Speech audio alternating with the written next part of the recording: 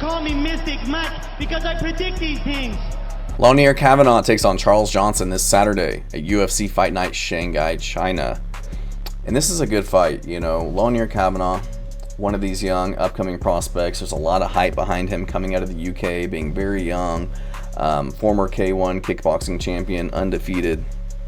He's had a lot of really good performances, a lot of decisions, but does have a lot of KOs in there as well. Taking on Charles Johnson, who tons of experience, very well-rounded, fought the who's who in the division.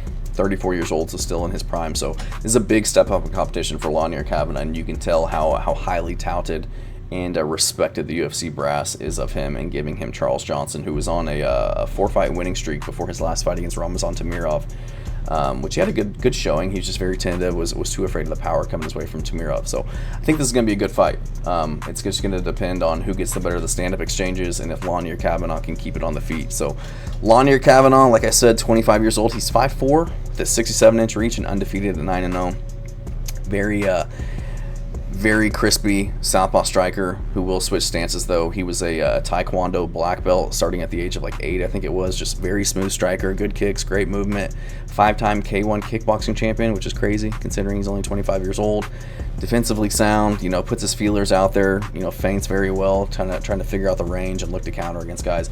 Also a jiu-jitsu purple belt, so he can grapple if it goes to the ground, but he's got, you know, pretty athletic hips and decent takedown defense. He's got 100% takedown defense, but I don't think there's been a lot of shots on him in the UFC, and that's, you know, only as far back as the metrics go. Charles Johnson, also a high-level athlete, wrestled, swam, I believe, or not, maybe not. I think he wrestled and he did like cross country and ran. So very skilled, very good boxing, has really good cardio just from his history of running and wrestling. So very well-rounded, can finish you. You know, has a finish over Joshua Van, which is great in hindsight. Azat Maxim was able to come back in that fight and beat him, who was also a very good prospect. Beat Sumudaerji in his last fight, was able to kind of beat him on the feet, mixing his grappling as well. So really only losing to guys that are able to mix it up, striking and grappling. So losing to the Ode Osborns, Cody Durden's, Rafael Estevam, who's just a monster of a grappler, and then obviously Mohamed Makayev. But other than that, you know, a lot of high level experience. You know, not a lot that's coming his way that he hasn't seen before. So I'm gone back and forth on this one, but I think I'm going to go with Lone'er Kavanagh.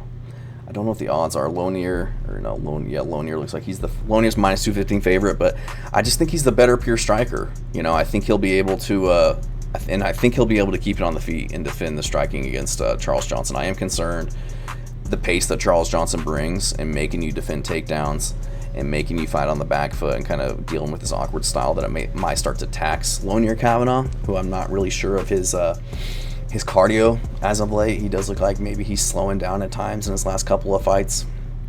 But he did have 4 takedowns against Felipe dos Santos, so he does show like some wrestling chops. Had good control, good ground and pound against Felipe dos Santos. Was doing actually a really vicious ground and pound against Felipe dos Santos. He wasn't just looking to control and take a break. He was looking to do damage. So I think Charles' pathway to victory is to mix in the wrestling and push a high pace, but I think Lone'er, he'll be able to kind of dictate the pace of the fight by utilizing his movement, utilizing his footwork, being able to evade and defend takedowns, circle out of trouble, things like that. So I think he'll use his kicks to keep his range, to keep Charles Johnson from really being able to pressure into him and put a lot of pressure on him, or get close enough to shoot his takedowns. And I do think his hip strength, his athleticism that comes from his just taekwondo background, I think that'll allow him to stay upright and just get the better of the exchanges against Charles Johnson. I think his defense is just too good to get clipped by somebody like Johnson, who can hurt you. He's got sneaky power, but I just don't think Charles Johnson has the power to KO somebody like Lone'er Kavanagh, who's hard to hit. You know, he can take a punch if you do land on it. I think it was Felipe dos Santos cracked him in the beginning of that first round, and it didn't really even phase him. So Lone'er Kavanagh as well. You know, he's got some finishes, but he's also been to 4 decisions in his last 3 decisions in his last 4 fights. So he can go 3 rounds. He's got a lot of experience doing that, and he's 9 years younger. You know, going to be the one making rapid improvements in his MMA skill set. Got tons of confidence, tons of momentum going into this one. So I'm going to go with Lone'er Kavanagh. I think he can get this one done by decision. I don't think he's going to finish Charles Johnson. Not going to submit him by any means.